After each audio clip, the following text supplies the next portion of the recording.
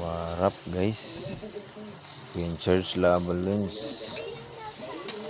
Dito tayo sa may Dark Spell Queen Church Hailers. At mag wall break din tayo dyan. Sakto. Tapos dito na yung flimpinger.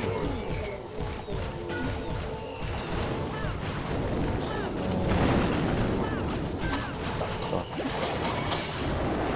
Bridge screen. Tapos lapag tayo ng balon para sa Fairminds wall break isa.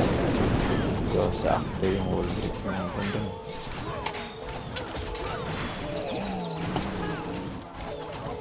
Kukulon.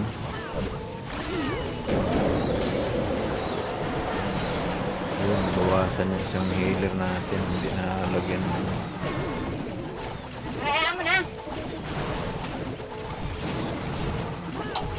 dito, iikot yung Gwen dyan. Pero goods pa rin naman.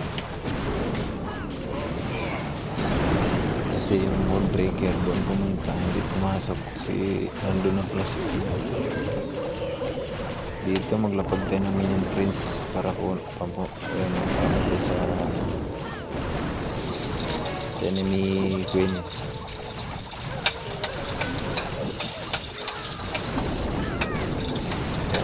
Flimpinger, okay pa. Ayan, na-force na. Tulong na sa clean up yan. Sige natin, okay pa.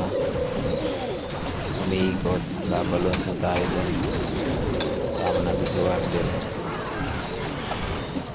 Dito nga mo, medyo na-delay lang yung pag-ano ko ng ano. Na-delay lang yung ano ng ability ng Warden.